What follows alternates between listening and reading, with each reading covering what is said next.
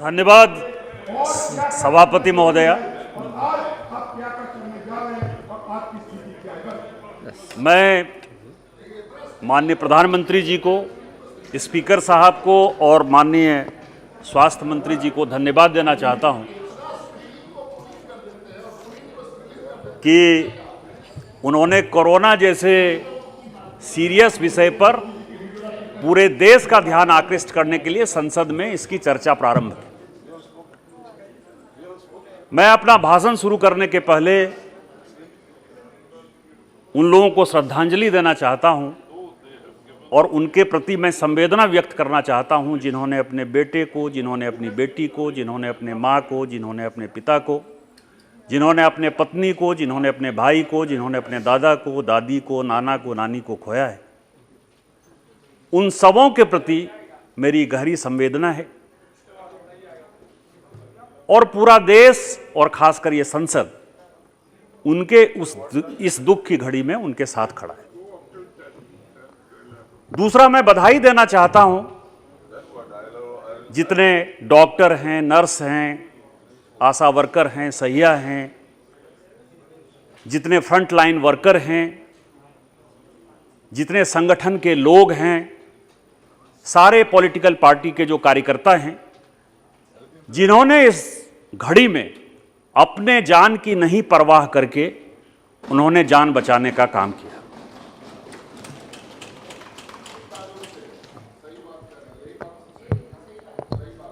मुझे आज चर्चा में लग रहा था सभापति महोदय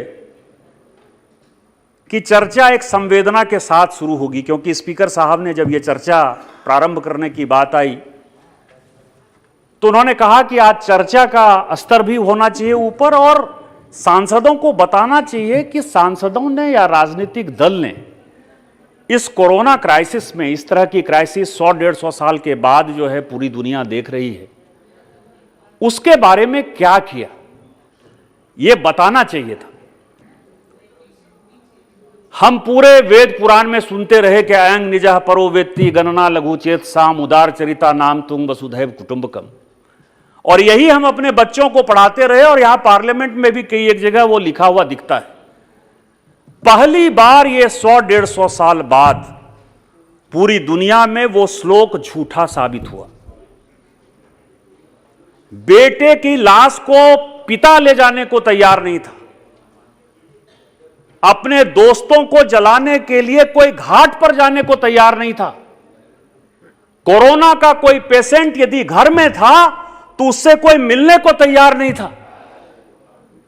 यह हालात थे और यह हालात में यदि आज ये देश सुरक्षित है, हम लोग सुरक्षित हैं, 130 करोड़ लोग सुरक्षित हैं, तो उसमें माननीय प्रधानमंत्री जी का जो फ्रंट के तौर पर, एक योद्धा के तौर पर जो उन्होंने नेतृत्व किया, हम उसको बधाई देने के बदले लोग कहते हैं कि हमने घड़ी घंट बजाया, घड़ियाल बचाया, प्रधानमंत्री जी ने ताली बजाई। प्रधानमंत्री जी पिछले 20-22 साल से किसी प्रदेश के मुख्यमंत्री रहे और पिछले 7-8 साल से इस देश के प्रधानमंत्री हैं। प्रधानमंत्री को पता नहीं है कि घंटी बजाने का क्या मतलब है, ताली बजाने का क्या मतलब है। कोरोना जो है वो दवाई से ही जाएगा, कोरोना परहेज से ही जाएगा, लेकिन उसके पीछे जो उद्देश्य था उसके ऊपर जो इस अपोजिशन के लोगों ने हंगामा किया, यह बड़ी शर्मनाक हरकत है सर।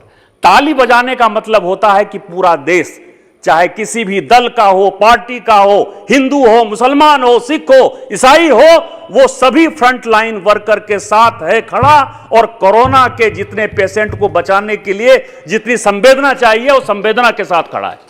क्या उद्धव ठाकरे जी ने ताली नहीं बजाई? क्या शरद पवार साहब ने ताली नहीं बजाई? क्या अशोक गहलोत साहब ने नहीं बजाई? आपने नहीं, मैं तो नाम ले रहा हूं जिन्होंने ताली बजाई। क्या वो सब जो है वो सब पढ़े लिखे लोग नहीं है? यहां चर्चा क्या हो रही है सभापति महोदय? चर्चा यह हो रही है, मैं आप ही को संबोधित कर रहा हूं। यहां चर्चा क्या हो रही है सभापति महोदय? चर्चा यह हो रही है कि यहां कोरम नहीं है। मैं आपको बताऊं, यह कांग्रेस पार्टी, होता क्या है कि सब यहां इस सदन में जो लोग हैं ना, एक दूसरे के ऊपर उंगली उठाने के लिए बड़े खड़े होते हैं, कहते हैं उसका चेहरा बहुत खराब है, वो बहुत गंदा है, वो अच्छा है, मैं सबसे अच्छा हूं। लेकिन हालत यह होता है कि उनका चेहरा खुद ही धूल से पूरा ढका हुआ रहता है, खुद ही वो गंदे रहते हैं, और वो शीशा के सामने जाके खड़े होकर सोचते हैं ये शीशा गंदा है, मेरा चेहरा साफ है। यही कांग्रेस की स्थिति है। मैं आपको बताऊं कि सबसे बड़ा बिल, संजोग से सभापति महोदय आप उस वक्त सपोर्ट कर रहे थे, यहां सुप्रिया जी बैठी हैं, पेंशन रेगुलेशन फंड इस देश का एक बहुत बड़ा लेजिस्लेशन आ रहा था, और यहां संजोग से अब गुरदास दास गुप्ता साहब नहीं है, हमारे साथ सांसद थे। जब प्रणब मुखर्जी साहब ने यहां मंत्री के तौर पर उस लेजिस्लेशन को पेश किया तो उन्होंने जो है डिवीजन मांग दिया, और प्रणब मुखर्जी ने जब पीछे पलट कर देखा, लीडर ऑफ द हाउस थे यहां, तो मुश्किल से 7 कांग्रेस के एमपी यहां बैठे थे। सुषमा जी हमारी नेता थी, उन्होंने, मेरा नंबर 545 होता था, मैं 545 से 32 नंबर पर आ गया हूं। 545 पर सुषमा जी ने मुझे मैसेज भेजा कि जाके प्रणब मुखर्जी साहब को कहो कि हमारे सारे लोग यहां हैं, और मैं पेंशन फंड पर जो है, चूंकि ये देश का बिल है और देश का सवाल है, इसलिए हम उनके साथ खड़े हैं, उनका बिल नहीं गिरने देंगे, और हमने नहीं गिरने दिया। और आज इस कोरोना के डिस्कशन में आप जो है डिबेट मांग रहे कि कोरम नहीं है, क्या यही डिस्कशन है? आज मैं ये सोच रहा था कि चर्चा करते हुए अब ट्विटर पर बात होती है। मैं आपको बताऊं कि इनके जो नेता हैं, कांग्रेस के नेता सभापति महोदय, ये बहुत बड़े एस्ट्रोलॉजर हैं और बहुत बड़े वैज्ञानिक हैं। कभी ट्वीट से, हमारे सदन के सांसद हैं राहुल गांधी साहब, कभी वो आलू से सोना निकालते हैं, और कभी वो ट्वीट करके कहते हैं 14 अप्रैल 2020 को 14 अप्रैल 2020 को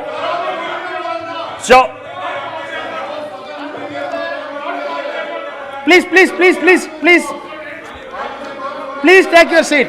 Honorable member, please come to the subject. Confine your speech within the COVID, please. नहीं, मैं ये कह रहा हूं सर कि ये Please sit down. मैं ये कह रहा हूं सर, कितना गुस्सा आता है। इनके नेता है और हमारे मोदी जी जो है वो कार्यकर्ता ने चपरासी हैं इन लोगों के। यानी इनको जो इच्छा होगी मोदी मोदी मोदी करते रहेंगे। राहुल गांधी के लिए एक बार बात कर दीजिए, सारे कांग्रेसी को जो है आग लग जाती है। इसी तरह की राजनीति होती है। Mister Nishikant, honourable member, we are discussing a sensitive subject. Don't politicize it, please. Don't politicize it, please. सभापति महोदय, enough. Come to the point, please. सभापति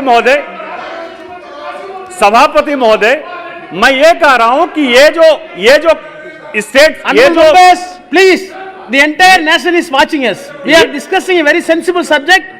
I request the honorable member to confine your speech on the subject, please.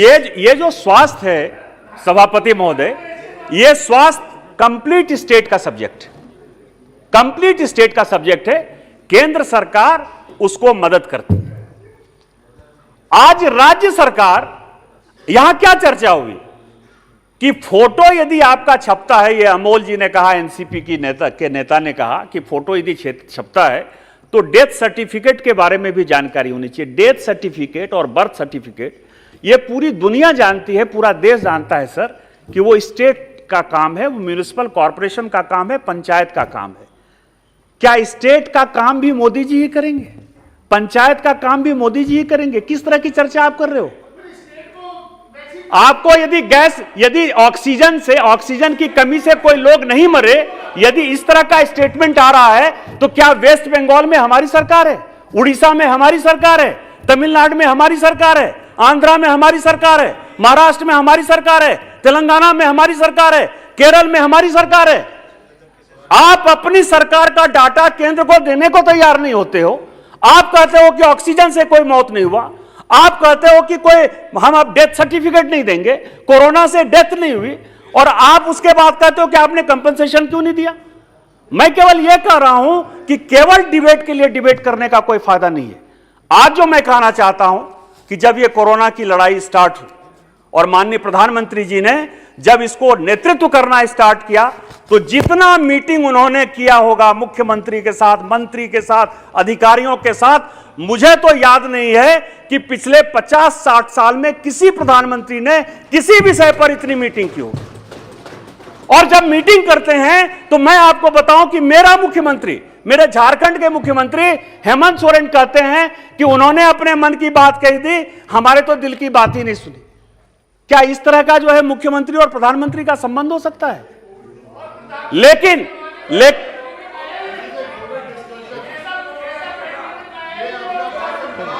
Please take your seat. Take your seat.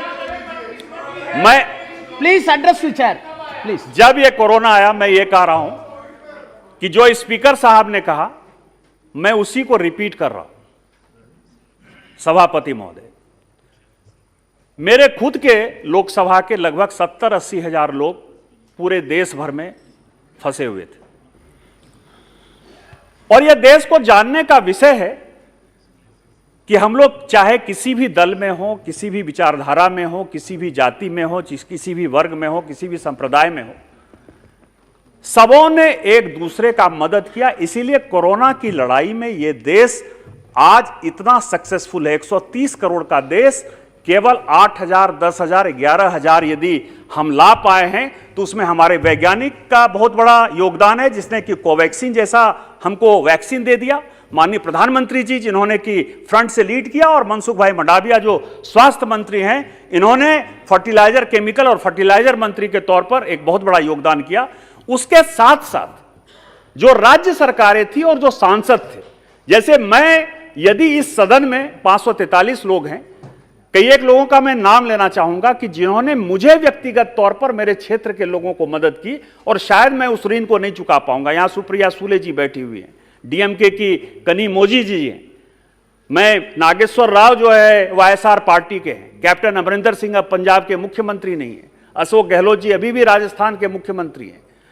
कोई ऐसा प्रदेश, कोई ऐसा राज्य नहीं था, चाहे मनोहर लाल खट्टर जी हों, चाहे शिवराज सिंह चौहान जी हों, चाहे बहन सुश्री ममता बनर्जी जी हों, कोई ऐसा राज्य नहीं था जिन्होंने कि हमने उनसे मतलब असदुद्दीन अवैसी साहब यहां बैठे हुए, ये मेरा कुछ लोग जो है इतना भूखा था कि वो लगता था कि आधा घंटा 1 घंटा में जो है वो मर जाएगा। मैंने ओवैसी साहब को जो है ट्वीट किया, ऐसा भी नहीं कि फोन किया, आधे घंटे के अंदर खाना पहुंच गया। इसीलिए मैं कह रहा हूं कि हम सांसदों ने एक दूसरे को मिलकर जो काम किया, जो सहयोग किया, वो देश को जानने का सवाल था कि राजनीति अपने जगह थी, लेकिन लोगों का जान बचाने के लिए हम सभी एक साथ थे, और उसी तरह का डिबेट इस पार्लियामेंट में होना चाहिए था। दूसरा सवाल यह है कि आखिर आगे इसका होगा क्या, करना क्या है। करना यह नहीं है कि हम एक दूसरे के ऊपर ब्लेम करें। आज वैक्सीन की कोई कमी नहीं है। यदि वैक्सीन की कमी नहीं है तो हम जो ब्लेम कर रहे हैं कि ये फर्स्ट डोज नहीं गया, सेकंड डोज नहीं गया, उसने नहीं लिया, 63% हो गया, 62% हो गया, क्या एक राजनीतिक दल के कार्यकर्ता के नाते, सांसद होने के नाते, क्या यह हमारा दायित्व नहीं है कि हम सभी अपने पॉलिटिकल पार्टी को एक्टिवेट करें? अपने कार्यकर्ता को जैसे चुनाव में एक्टिवेट करते हैं, वैसे ही घर घर जाकर एक एक कार्यकर्ता यदि एक एक आदमी को वैक्सीन लगाने का काम करेगा, उसको अवेयर करेगा, तो क्या यह काम नहीं है? क्या यह चर्चा नहीं होना चाहिए था कि हम सारा पॉलिटिकल पार्टी मिलकर यह रिजोल्यूशन लेते हैं कि आज से दल पार्टी कोरोना के मामले में हम सब एक साथ हैं और सब है, देश खड़ा है। यदि केंद्र सरकार, राज्य सरकार, सारी पॉलिटिकल पार्टी साथ खड़ी नहीं होती तो यह काम नहीं होता। तो क्या उनको वैक्सीन नहीं देना है? जो कोरोना से जो लोग मर गए हैं उनको कंपनसेशन तो एक अलग विषय है, लेकिन उनके बच्चे हैं, उनके बच्चे जो मान लीजिए कि वो गरीब हैं, उनकी शादी नहीं हो रहा, उनका विवाह नहीं हो रहा है, उनका पढ़ाई नहीं है, उनका लिखाई नहीं है, उनकी नौकरी नहीं है, तो क्या हमारा ये फर्ज नहीं है कि हम एक रिजोल्यूशन ले लें कि हम सब मिलकर जो है ये काम करेंगे? क्या ये काम नहीं है? दूसरा सवाल यह है कि क्या सरकार को हम ये मजबूर नहीं करें? आप रोजगार की बात करते हैं, पूरी दुनिया में रोजगार खत्म है। मैं आपको बताऊं कि मैं अभी अमेरिका होकर आया, न्यूयॉर्क जैसे शहर में कोई ऐसा, मैं ऑन रिकॉर्ड ये बात कह रहा हूं कि कोई ऐसी गली नहीं है, कोई ऐसा लेन नहीं है जो कि बिक्री पर नहीं है। जो कि खाली नहीं है। रोजगार केवल हमारा ही नहीं छीना है, रोजगार पूरी दुनिया का छीना है। और हम तो काफी खुशनसीब हैं कि जीडीपी कम से कम 8%, 9% से लेके किसी क्वार्टर में, पिछले क्वार्टर में वो 20% तक था। आज आईटी का जो है प्रोफेशनल नहीं मिलता है, आईटी की नौकरी जो है, कई एक लोग मुझे कहे कि आईटी का कोई कैंडिडेट नहीं मिल पा रहा है। तो हमने तो काफी काम किया और इसके लिए भी माननीय प्रधानमंत्री जी को और माननीय निर्मला सीतारामन जी को हम लोगों को धन्यवाद देना चाहिए। लेकिन जो नरेगा जैसी योजनाएं, फूड सिक्योरिटी एक्ट में तो माननीय प्रधानमंत्री जी मान लीजिए कि मार्च तक में कई एक लोग चर्चा कर चुके हैं, मैं चर्चा में नहीं जाना चाहता, कि हम जो है फ्री फंड में लोगों को, मतलब फ्री फंड नहीं, मतलब उनका जो होना चाहिए, चूंकि कोरोना का इतना बड़ा काम चल रहा है, मतलब इतनी बड़ी कठिनाई चल रही है, उसमें केंद्र सरकार ने एक बड़ा फैसला लिया माननीय प्रधानमंत्री जी के नेतृत्व में कि हम जितना पैसा लगेगा देंगे, लेकिन किसी को भूखे नहीं मरने देंगे।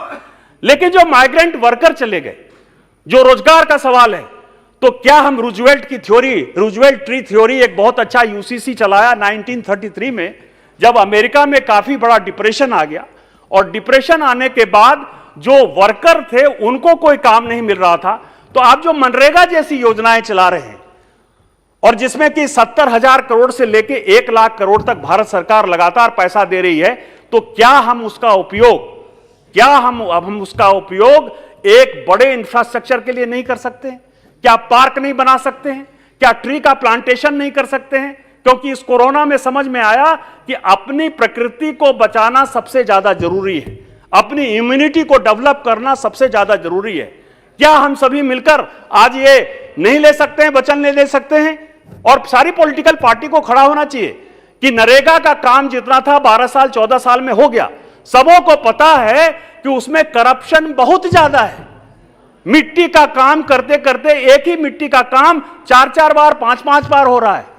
क्या उसके बारे में एक चेंज करने का यह समय नहीं आ गया है कि हमको मनरेगा एक्ट में चेंज करके कैसे माइग्रेंट लेबर को, कैसे गरीबों को, कैसे पंचायत तक लोगों को सुख सुविधा देना है, उसके लिए एक आमूलचूल परिवर्तन कर दें। और जिस तरह रूजवेल्ट ने केवल ट्री प्लांटेशन किया, उसी तरह से हम उसका प्लांटेशन स्टार्ट करें।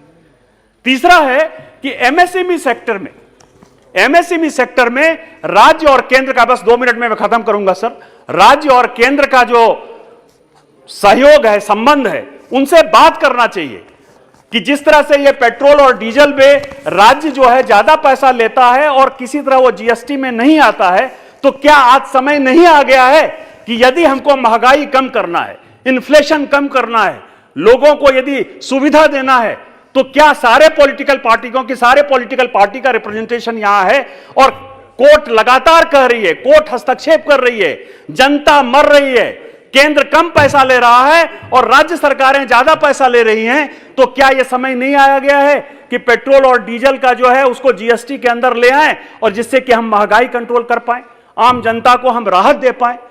तो मेरा यह कहना है कि इस कोरोना से ये सारी सबक सीखने की आवश्यकता है। मैं इतना ही कहूंगा सर कि माननीय प्रधानमंत्री जी के नेतृत्व में जो काम हुआ है, इस टीवी डिबेट को, संसद की डिबेट को जो है अपना ऊपर उठाना चाहिए। मैं सभी पॉलिटिकल पार्टी का जो है धन्यवाद देना चाहता हूं कि सभी कोरोना की लड़ाई में साथ थे। और इसीलिए मेरा कहना है कि गीता के 18वें अध्याय में जो भगवान कृष्ण ने अर्जुन को बताया कि सर्वधर्मानि परित्यज्य मामेकं शरणं व्रज अहं त्वां सर्व पापेभ्यो मोक्षयिष्यामि मा शुचः, पूरे देश को, पूरे पार्लियामेंट को एक साथ इकट्ठा होना चाहिए और इस कोरोना की लड़ाई में प्रधानमंत्री जी का हाथ मजबूत करना चाहिए। इन्हीं शब्दों के साथ जय हिंद, जय भारत।